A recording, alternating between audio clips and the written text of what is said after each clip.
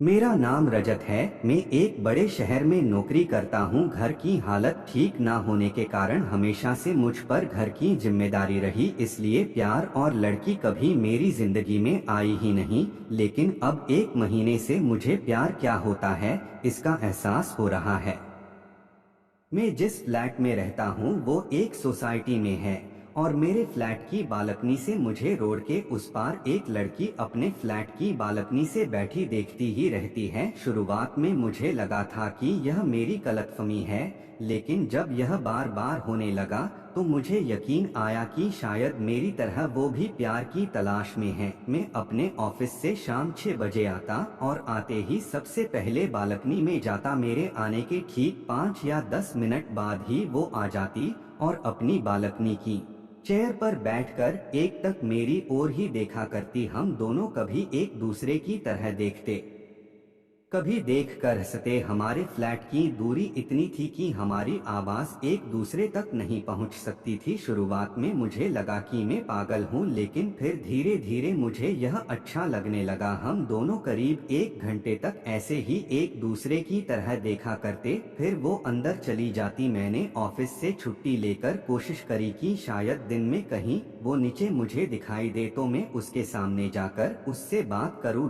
लेकिन ऐसा नहीं हुआ। दिन में वो मुझे दिखाई कि नहीं दी। हमारे मिलने की जगह थी बस वो बालकनी और हमारा एक दूसरे को लगातार देखने रहना। मेरे रूम में मेरा एक पार्टनर भी रहता था। मैंने कोशिश की थी कि उसे ना बताऊं, लेकिन उसे धीरे धीरे पता चल ही गया। अब वो मुझे तरह तरह की राय देता रहता है। वो मुझे कहता है कि लड़की को एहसास तो करा कि तू उससे बात आगे बढ़ाना चाहता है। इस तरह दोनों कब तक बालकनी से एक दूसरे को देखा करोगे। उसने मुझे राय दी कि मैं एक दूरबीन से उसे देखूं तो उसका चेहरा भी साफ दिखाई देगा और उसे भी क्लियर हो जाएगा कि तू उसे पसंद करता है। उसने मुझे दूरबीन लाकर भी दे दी, लेकिन मेरी हिम्मत नहीं हुई। मुझे लगा कि कोई उसका घरवाला अगर देख लेगा तो हमारी लव स्टोरी शुरू होने के पहले ही खत्म हो जाएगी। सिलसिला यूं ही चलता रहा। मैं बालकनी में उसे देखकर ही खुश था, लेकिन अब मैं भी चाहता था कि बात कुछ आगे बढ़े। फिर मेरे दोस्त ने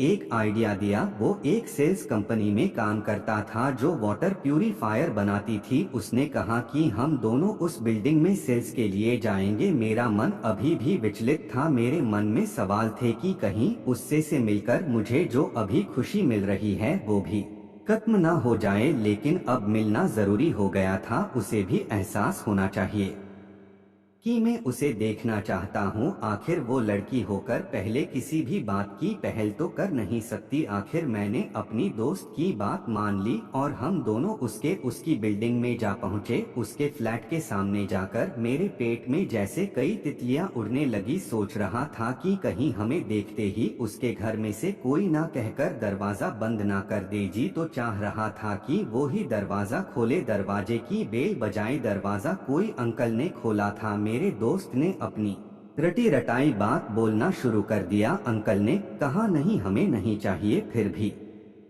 वो नहीं माना और कहा कि अंकल आपको एक बार दिखा देते हैं, पानी भी पिला देना। अंकल ने बोला हाँ ठीक है, अंदर आ जाओ। अंदर हाल में गए। सोचा था कि उनके घर जाते ही वो दिखाई देंगी, लेकिन ऐसा नहीं हुआ। बेडरूम के दरवाजे बंद थे। हम लोग अंकल को डेमो देने लगे। अंकल अच्छे थे, हमारी बात उन्होंने सुनी। हम लोग जानकर शाम को गए थे और मैंने सोचा था कि वो बालकनी में जब मुझे देखने जाएगी तो अपने ही घर में मुझे देखकर हैरान हो जाएगी। अब समय हो गया था और एक बेडरूम का दरवाजा खुला। सामने वो उसे देखकर मेरी तो धड़कनें रुक गई। बहुत सुंदर लग रही थी। उसकी नजरें मेरे पर ही, मुस्कान उसके चेहरे पर थी। मुझे लगा कि उसने मुझे पहचान लिया। जैसे ही वो बालकनी की और जाने लगी, अंकल खड़े होकर उसका हाथ पकड़ने लगे। उसने कहा मामा आपको रोज बताना पड़ता है, मैं खुद जा सकती हूँ।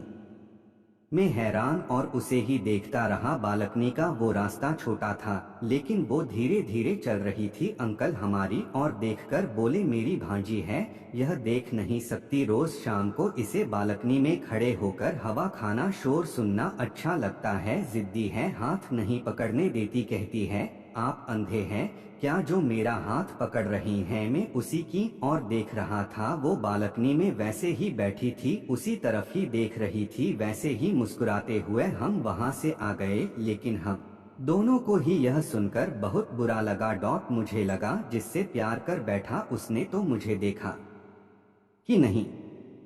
फिर मैंने सोचा क्या फर्क पड़ता है, मैं अब भी रोज बालकनी बैठता हूँ और उसकी तरह एक तक देखता रहता हूँ। मुझे बस यही चाहिए था, इससे आगे मैं सोच नहीं रहा था।